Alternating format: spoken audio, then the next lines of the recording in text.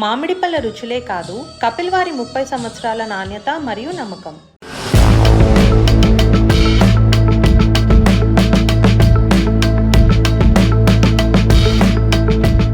భారత్తో యుద్ధానికి దిగేందుకే పాకిస్తాన్ పహల్గామ్ ఉగ్రదాడికి పాల్పడిందా? ప్రస్తుత పరిస్థితులు చూస్తే అవుననే సమాధానం వస్తుంది. ఒక దేశాన్ని, దేశ ప్రజల్ని ఏకం చేయాలంటే యుద్ధాన్ని మించిన మార్గం లేదని పాకిస్తాన్ భావిస్తోంది. ముఖ్యంగా Pak army chief general Asim Munir భారత్తో చిన్నపాటి ఘర్షణను కోరుకుంటున్నారు. ఎందుకంటే ఇటీవలి కాలంలో ఆసిం మునీర్ తీవ్ర విమర్శల పాలవుతున్నాడు.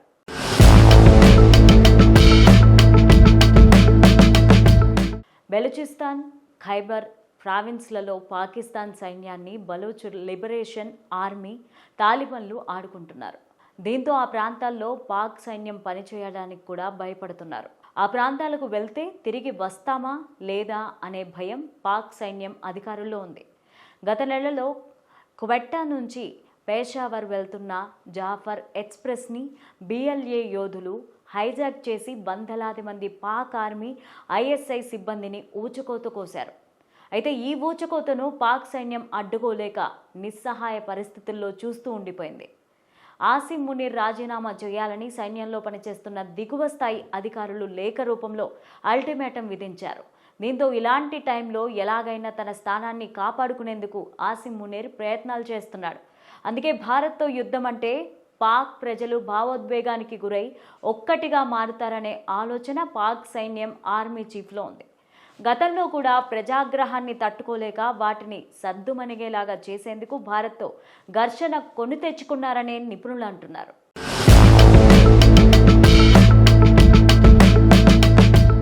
పహల్గామ్ దాడికి ముందు ఓ కార్యక్రమంలో పాక్ ఆర్మీ చీఫ్ ఆసిం మునీర్ మాట్లాడుతూ కాశ్మీర్ తమ జీవనాడి అని, కాశ్మీర్ కోసం పోరాడుతున్న వారికి సహాయం చేస్తామని చెప్పాడు. పరోక్షంగా ఉగ్రవాదానికి మద్దతిస్తామని చెప్పాడు. హిందూ ముస్లిం కలిసి ఉండలేరని అన్నాడు. అంటే పాకిస్తాన్లో ప్రస్తుతం ఉన్న విభజనను మతం పేరుతో ఒక్కటి చేయాలని చూస్తున్నాడు. కావాలనే భారత్తో ఒక చిన్నపాటి యుద్ధాన్ని మునీర్ కోరుకుంటున్నాడు. రెండు అణ్వాయుధ దేశాలే కాబట్టి కొద్ది కాలానికి అంతర్జాతీయ సమాజం జోక్యం చేసుకుని యుద్ధాన్ని నివారిస్తుందని పాక్ ఆర్మీ చీఫ్ భావిస్తున్నారని అంటున్నారు. పాక్లో ప్రస్తుత పరిస్థితులు దారుణంగా ఉన్నాయి. ప్రజలకు తినడానికి తిండి దొరకడం లేదు. కానీ ఆర్మీ బడ్జెట్, వారి జీతాలు మాత్రం పెరిగిపోతోంది. ఈ పరిణామాల నేపథ్యంలో పాక్ ప్రజలు రగిలిపోతున్నారు. ఇప్పటికే బెలూచిస్తాన్ తాము వేరుపడతామని ఉద్యమం చేస్తోంటే ఖైబర్, సింధ్ రాష్ట్రాలు కూడా పంజాబ్ రాష్ట్రం, ఆ రాష్ట్ర ప్రజల ఆధిపత్యాన్ని సహించడం లేదు. దీంతో ప్రజలను ఒక్కటి చేసేందుకే ఇలాంటి కుట్రలు పన్నుతున్నారని వాదన వినిపిస్తోంది.